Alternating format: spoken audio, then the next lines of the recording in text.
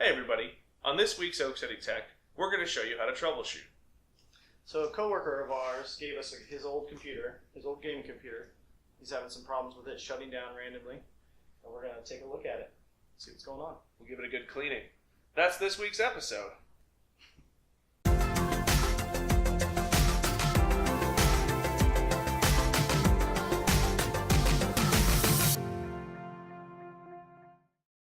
Alright, so we are going to pop a hard drive in here with our Windows 10 OS already on it. That way we don't have to mess with his install of his operating system and leave it alone. Yep, because we're pretty sure this is going to be a hardware failure of some kind causing it to shut off. A lot of times when you get a shut off with no sort of like blue screen or anything, when it just turns right off, it's usually because you have a hardware issue. Either power supply problem, I jammied that screw. or overheating. And from the condition of the dust, I'd say it's probably an overheating problem. Alright, let me unplug the side panel fan. Got it. So in here we've got an older EVGA 790i for the WinBoard, which is the NVIDIA's Enforce 790i chipset. It's for a Core 2 quad, which is probably a Q6700 in there. Let's take a look inside the computer here. And I think we've got 4 gigs of DDR3 RAM, 2 9800 GTX pluses in SLI. And we got a lot of dust. Yeah, a lot of dust. As an ultra power supply, I definitely want to put a power supply tester on that because those things are sometimes unreliable. That is true. Ultra was the primary brand of Tiger Direct. So this was back in the day, 10 years ago or so. Right. So I guess first things first, we should probably get our hard drive in just to see what it's doing. Power SATA, and we're gonna use. Yeah, I've already got Windows 10 loaded on there. This guy here. There's a few things of software on there that we can use. Plugged in. Okay, here we go. So that should be good to go. Is it this one? Wow. Whew. Hefty. Alright. And we got the Core 2 quad, 6700, that's 2.66 gigahertz. So pop up hardware monitor, we'll see what the temperatures are, just kind of idle. So now that we're booted up, our temperatures are mid 70s, which is still way too high for idling. for idle speed. Yeah, if you put it under any sort of load, it's going to go up. Yeah, right now our load is 0%. So 70 idle. That's. What temperature do you think about it probably shut itself off at? I would assume it's like 100, 105. Yeah. I'd have to look up what the spec is there. So it's definitely overheating. Yeah. And the CPU is what we were looking at here. So we're going to want to look at this. But first, we're going to want to probably shut it down so that we don't. These clips, whoops, watch out. So these clips actually look like they're undone. So this is probably, yep, see this is loose. We need to remount that after we clean it. Yeah, which means it's not going to make any contact with that. I bet if you were to just apply some pressure, the temperatures probably go down a little bit. Let's find out. Let's see where we're at. CPU is at 59. Yeah, so just applying the pressure like the clips should be doing. Yep, and it's dropping. So definitely has to do with the heatsink's not mounted right. Let's get this thing apart, clean it out, and remount the heatsink. Let's do it. Oh, it What? doesn't even know how to handle these temperatures. Is it going so high? It went to negatives. Did it go up before it went down? Yeah, instead of hitting 100, yeah, it was a thermal shutdown. Once it hit 100, hardware monitor cycled back to like negative 20. So it went from 99 to negative 20, and then it started coming down, even though it was going up. So we're going to clean out the computer. I like to use my little dust blower here. We're going to take the heatsink off, and we'll be right back.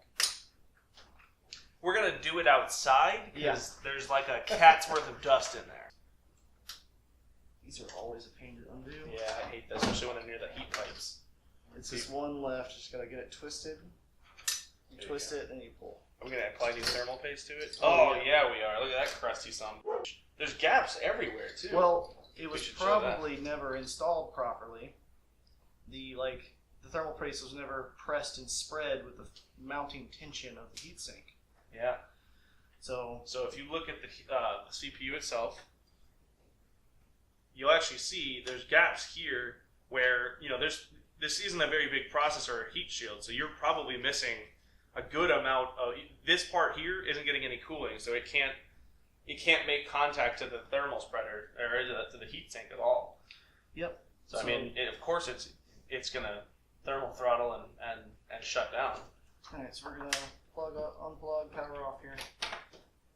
A few moments later. Sweet. So we're back. Still cleaning. We got all the dust out of it. His dust smelled weirdly nice. We think it may be like the clean cat litter smell. We'll have to determine. We'll get to the bottom of that mystery much later. Alright. There's a lot of thermal paste all around here. That's fine. But we don't really need to worry about that. All we need to worry about is the top here. And one of the old thermal paste in there. I'm going to use some Cooler Master high performance thermal compound kit. We would seem to have a model number on it, but we would use liquid metal, but as you saw in the last one, that's aluminum. We're not going to do that.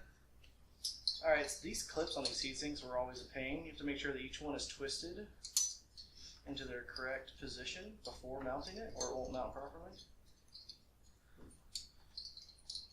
Alright. Just a rice grain in the middle? Yeah. Just a little dot.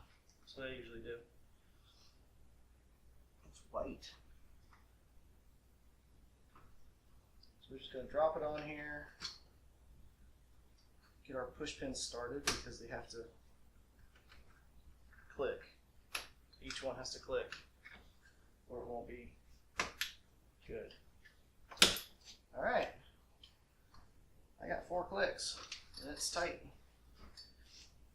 Don't forget to plug it in though. Yep, that is true. We want to plug that back in. So let's also let's test this power supply before we turn everything back on. Alright, so I got a little digital power supply tester here. Alright, so we flip the switch here. Our tester's going to tell us anything that might be wrong with it. Oh, his 3.3 volt rail is a little high, and it's saying that 12 volt V2 is low. Well, that's just because we don't have anything plugged in over here. That's where the 12 volt V2 reads. So his 3.3 volt rail is a little high. It's reading 3.9 to 4. It's probably nothing to worry about with that 3.3 volt rail going high, but that's fine. Again, I think it'll work. Yeah. Which obviously it does power on. Our recommendation will be to him to replace this ultra power supply because the tricky things with power supply is they may supply enough power, but a bad power supply, when it goes, tends to go. Alright, so it's nice and clean. Let's power back on. Plug all of our peripherals back in. Yeah. You want to test it before we put the side panel on? Because unfortunately the side panel fan has to be plugged in. Yeah, let's go ahead and plug all that back in. You can stand it back up. Just go down. They plug in? Yep. Make sure that those things aren't going to touch. I don't like those cables. I don't like them either. That should be good to go. Push those down. Power on? Yeah, go power on.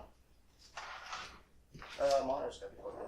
Did we plug the I might have turned the power off. You're good. Alright.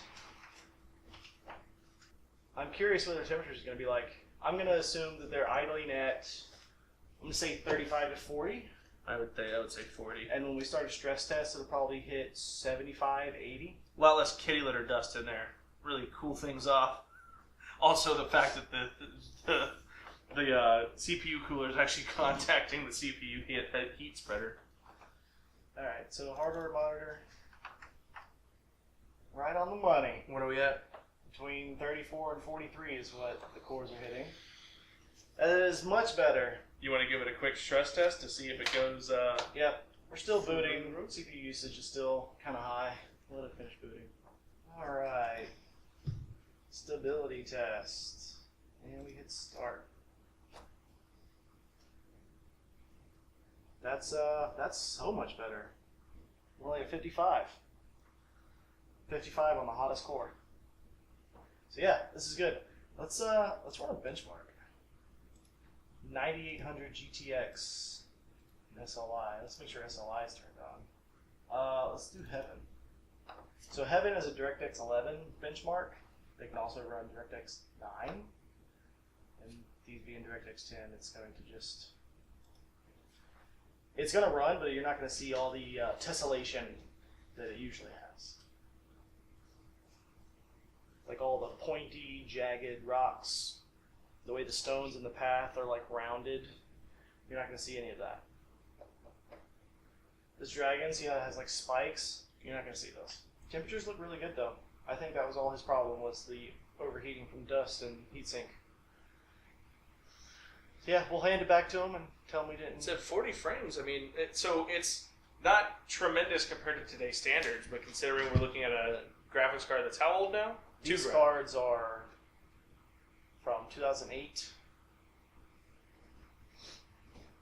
If you wanted a machine to run Crysis in 2008, this is essentially what you bought.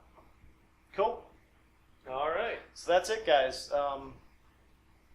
If you're getting any kind of weird issues, it's always a good idea just to start with cleaning. Get rid of all the dust. Make sure everything's mounted properly. Make sure all the cables are plugged in. Make sure everything's seated correctly. Also, it's always a good idea if you're having any sort of weird issues to look at the hardware monitor, see if something's getting too hot. All right, guys. Well, we hope you enjoyed that video. We hope you learned something, and if not, at the very least, enjoyed yourself. Don't forget to like and subscribe. Leave us a comment if you have any questions or want us to do any other troubleshooting type of videos. See you next time. Down there, guys. Right down there. We're going to show you how to troubleshoot. So we've got an old coworker's computer here. No, he's not old. The computer's old. All right. Doing it again.